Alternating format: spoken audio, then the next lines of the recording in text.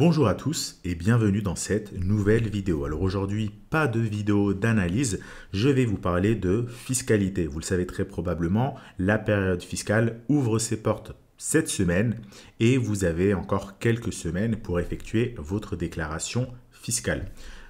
Dans cette vidéo, qui est la première d'une série de vidéos qui va venir justement sur cette chaîne YouTube, je vais vous présenter les éléments que vous devez déclarer pour être en règle vos obligations fiscales par rapport à votre activité sur les crypto-monnaies. Alors vous allez voir, c'est très simple, je ne vais pas utiliser de mots compliqués, je vais vraiment essayer de rester le plus accessible possible sur toutes ces vidéos. En fait, par rapport aux crypto-monnaies, vous avez simplement 3 éléments à déclarer. C'est aussi simple que ça. Je vous les ai énumérés sur la diapo que vous voyez à l'écran. Premier élément, c'est les comptes que vous avez ouverts, clôturés, utilisés ou détenus l'année dernière. Donc si par exemple, vous avez ouvert un compte sur Binance l'année dernière, vous devez le déclarer cette année. Je reviens justement sur ce premier point un petit peu plus tard dans la vidéo. Le deuxième élément que vous devez déclarer, ce sont les transactions qui font intervenir de la monnaie traditionnelle. Donc en l'occurrence ici, les transactions qui font intervenir soit du dollar, soit de l'euro. Évidemment, tout ce que je vais présenter ici concerne les résidents fiscaux français. Donc si vous êtes suisse, si vous êtes belge, canadien ou peu importe, ce que je vais dire ici ne va pas vous concerner. Donc en tant que résident fiscal français, vous avez soit utilisé de l'euro, soit du dollar si vous êtes passé par de la monnaie traditionnelle. Normalement, a priori, vous n'avez pas utilisé de francs suisses, de dollars canadiens, etc. Donc, toutes les transactions qui font intervenir de la monnaie traditionnelle, vous devez les déclarer. J'insiste également sur le fait que ce que je vais énoncer dans cette vidéo concerne ceux qui sont assujettis à la flat tax. C'est normalement le cas de la majorité d'entre vous, mais voilà. Sachez vraiment que c'est pour ceux qui sont assujettis à la flat tax. Si vous n'êtes pas assujetti à la flat tax, mais que vous avez par exemple une activité habituelle et non occasionnelle sur les crypto-monnaies, eh bien il y aura certains éléments qui vont différer. Troisième élément enfin à déclarer, c'est votre plus-value ou votre moins-value globale. Donc vous voyez, c'est aussi simple que ça. Alors évidemment, il y a 3 choses à déclarer, compte, transaction et plus-value, mais chacun de ces points requiert quand même un minimum de connaissances que je vais justement commencer par vous détailler dans cette vidéo. Donc dans cette vidéo, je vais vous détailler le premier point, les comptes que vous allez devoir déclarer. Et dans les prochaines vidéos qui vont suivre, eh bien, je vais vous parler des transactions, comment reconnaître celles qui sont à déclarer et comment calculer votre plus-value ou moins-value globale. À savoir que la diapo qui est affichée ici sur l'écran, c'est un extrait de la masterclass CryptoTax qui est un ensemble d'outils qui vont vous aider à déclarer correctement vos plus-values. J'y reviendrai pareil un petit peu plus tard dans la vidéo. Donc là, vous le voyez, hein, dans cette masterclass, il y a 6 points. Déclaration des comptes, c'est ce qu'on va faire aujourd'hui. Dans la prochaine vidéo, on va voir comment déclarer vos transactions, celle d'après, comment calculer vos plus-values, etc., etc. Donc, on commence par la première étape que vous devez faire lorsque vous commencez votre déclaration fiscale, c'est de déclarer vos comptes. Alors, ici, sur YouTube, je vais vous faire un condensé de ce qui est expliqué dans cette masterclass. Je ne vais pas aller autant dans le détail que pour ceux qui ont cette masterclass, mais je vais quand même donner les points évidemment les plus importants. Alors, les types de comptes que vous devez déclarer, je l'ai cité précédemment, c'est tous les comptes qui ont été ouverts, clôturés, utilisés ou détenus l'année dernière. Donc, si vous avez ouvert un compte sur Binance l'année dernière, vous devez le déclarer cette année. Si vous l'avez clôturé l'année dernière, même si aujourd'hui vous ne le possédez plus, vous devez quand même déclarer la clôture. Vous n'aurez plus à le faire l'année prochaine parce que il aurait été clôturé en 2021 et non en 2022.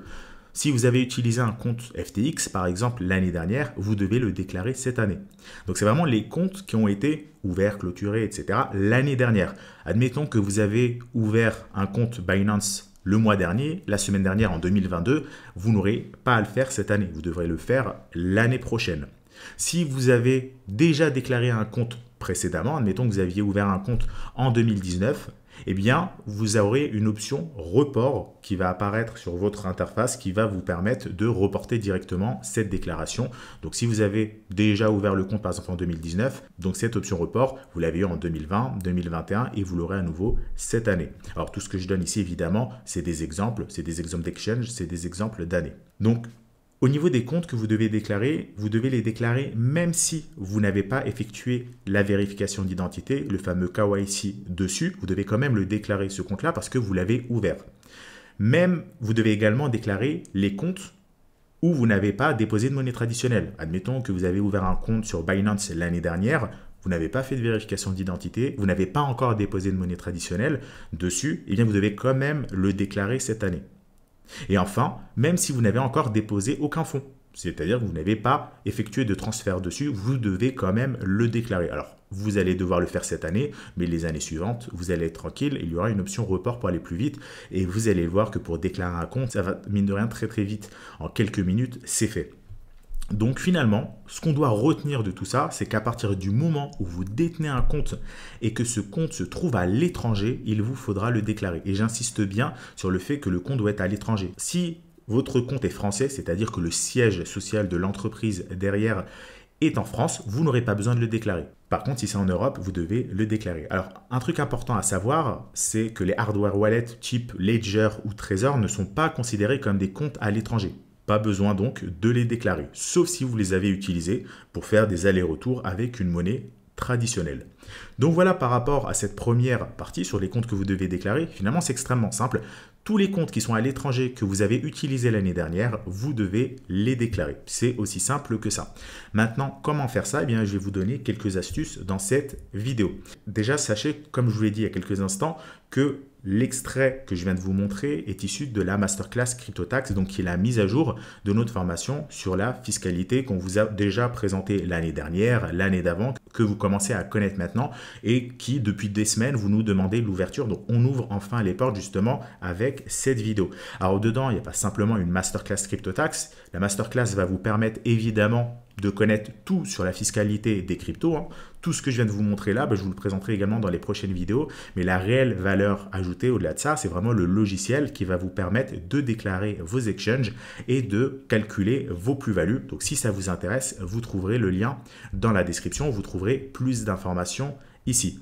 Donc vous voyez, on a par exemple rajouté par rapport à l'année dernière pas mal d'exchanges. Vous voyez les exchanges qui sont listés, Binance, Bitfinex, etc., etc. Vous allez avoir dedans 3 étapes. C'est les 3 étapes que je viens de vous montrer. Première étape, déclaration des comptes. C'est le premier outil. Deuxième outil, c'est la synchronisation des transactions. C'est la vidéo qui va suivre la semaine prochaine. Et enfin, dernière étape, le calcul de la plus-value. Alors, je vais tout de suite vous montrer comment se présente la première étape. Vous allez avoir accès à l'application CryptoTrader. Donc, c'est la fameuse application qui permet également d'accéder à CryptoFund, notre gestionnaire de fonds. Eh bien, on a cette année rajouté un onglet CryptoTax. Lorsque vous allez cliquer dessus, vous allez avoir 2 sous-menus. Donc la partie déclaration de compte et la partie calcul de la plus-value. Aujourd'hui, je vais m'attarder sur la première partie, comment déclarer les comptes. La semaine prochaine, on va voir comment calculer la plus-value. Donc pour déclarer vos comptes, c'est extrêmement simple. Vous allez le voir, ça vous prend littéralement 2 minutes. Donc vous mettez ici votre prénom ou si vous avez plusieurs prénoms, vous pouvez les séparer avec une virgule. Par exemple, voilà, on met par exemple Jérôme, Philippe, etc., etc. Donc, vous pouvez les séparer avec une virgule. Ici, vous aurez votre nom de famille, votre lieu de naissance. On met par exemple Paris. Vous mettez votre date de naissance, voilà, peu importe. Votre adresse de résidence, vous mettez la rue, le code postal, etc., etc. Moi, je vais juste mettre Paris pour aller plus vite.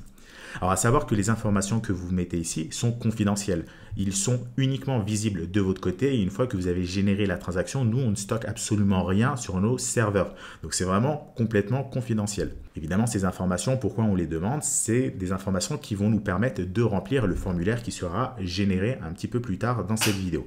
Donc ça, c'est la partie information personnelle. Vous le voyez, ça se remplit vraiment en quelques secondes. Maintenant, la partie information compte. Donc, on a rajouté quelques exchanges par rapport à l'année dernière. Donc, vous voyez, il y en a quand même un certain nombre. Syndex, Binance, Bitfinex, etc., etc.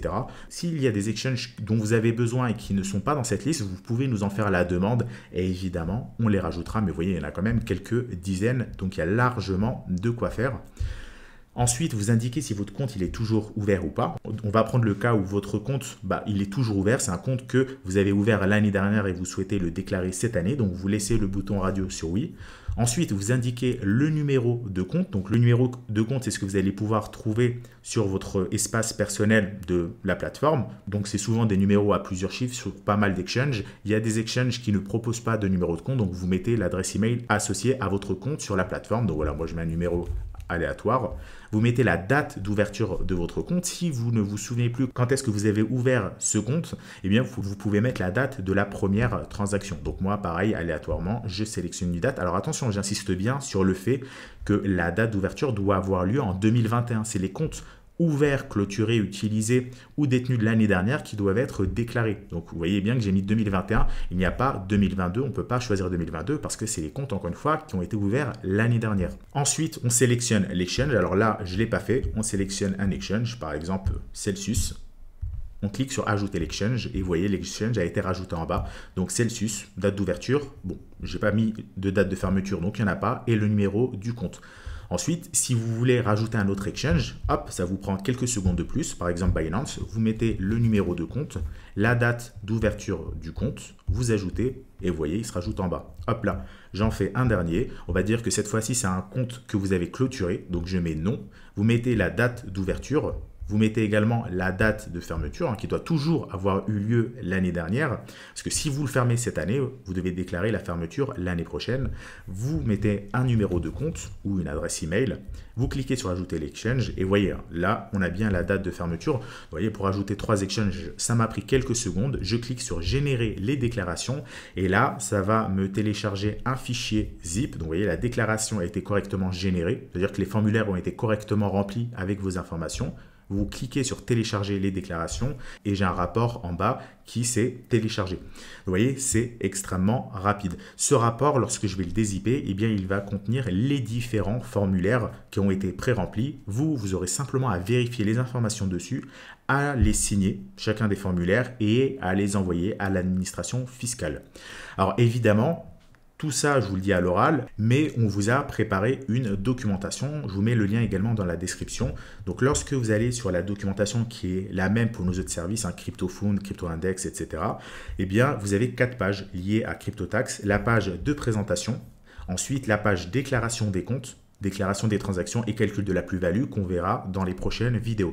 Donc pour la partie déclaration des comptes, en fait, il y a finalement tout ce que je vous ai dit dans cette vidéo. Vous voyez la liste complète des plateformes qui sont supportées. Donc je vous invite vivement, non seulement si vous souhaitez utiliser notre solution, à regarder attentivement la masterclass CryptoTax. Elle est assez rapide. Le but, c'est pas non plus que vous y passez 10 heures.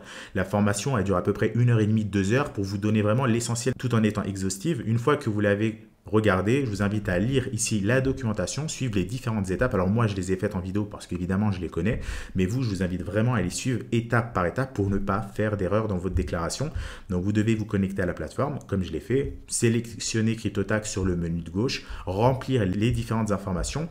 Et enfin, vous avez pas mal d'astuces qu'on vous donne dans la documentation. Encore une fois, que je vous invite vivement à lire et vous trouverez le lien dans la description, notamment de ne pas oublier de signer les formulaires avant de les envoyer à l'administration fiscale et surtout de cocher la case 8UU qui se trouve sur le formulaire 2042C pour signaler la détention de comptes à l'étranger. Si vous suivez cette documentation qui est assez courte, vous le voyez, il y a uniquement 4 pages et c'est des pages relativement courtes avec des tutos, eh bien votre déclaration fiscale se passera parfaitement et rapidement, vous n'aurez pas de problème, vous n'aurez pas de soucis. Donc, je vous invite vraiment à lire la documentation. Encore une fois, elle est accessible, le lien dans la description, elle est accessible gratuitement. Et les vidéos YouTube qui vont sortir aujourd'hui et ces prochaines semaines sont également accessibles publiquement et gratuitement. La seule chose qui est payante, évidemment, c'est l'accès au logiciel déclaration de compte et calcul de plus-value. Dans tous les cas, si ça vous intéresse, vous trouverez les liens dans la description. Alors, vous aurez également plus d'informations. Je vous mets le lien de cette page en description sur ce que fait le logiciel et ce à quoi vous allez accéder. Vous aurez par exemple la possibilité d'avoir une certification émise par un avocat fiscaliste et d'autres choses assez sympas. Je vous les présenterai dans les prochaines vidéos. Si vous voulez prendre un petit peu d'avance, vous pouvez d'ores et déjà lire ce qui est écrit sur cette page, à savoir que cette vidéo fait office de lancement pour la période fiscale et surtout pour notre solution. Donc, vous avez une offre de lancement de moins 20% qui est appliquée automatiquement sur les pages. Donc, vous voyez, offre disponible jusqu'au 21 avril 2022. Donc, vous avez une offre de lancement, une réduction de 20% si vous optez pour cette solution sur les 2 prochaines semaines. Et ensuite, on repassera au tarif habituel. Et donc, vous avez 2 formules standard avancées. Je vous laisserai encore une fois lire attentivement cette page pour ceux que ça intéresse. Et évidemment, je sais que ça va en intéresser énormément quand je vois le nombre de demandes qu'on a reçues depuis maintenant quelques semaines pour savoir quand est-ce que notre solution de déclaration fiscale sera disponible. Donc, je vous laisse lire les informations de cette page. Si ça vous intéresse, de cliquer sur l'offre qui vous intéresse. Et moi, je vous retrouve donc dans la prochaine vidéo vidéo la semaine prochaine pour vous parler de la partie déclaration des transactions. Si vous avez la moindre question, évidemment, n'hésitez pas à nous contacter par email pour qu'on puisse vous aider à ce que votre déclaration fiscale se passe de la manière la plus simple et la plus complète possible. J'espère en tout cas que ce que je vous ai annoncé dans cette vidéo vous a aidé. Si vous avez des questions, n'hésitez pas à les poser juste en dessous de cette vidéo. Ça pourra en aider le plus grand nombre ou nous écrire par email. Je vous mets ici donc à l'écran à nouveau les types de comptes que vous devez déclarer. Et nous, on se retrouve la semaine prochaine pour que je puisse vous présenter les différentes transactions que vous devez déclarer et comment utiliser le logiciel de calcul de plus-value. Je vous souhaite à tous une excellente soirée et on se retrouve la semaine prochaine pour la prochaine vidéo.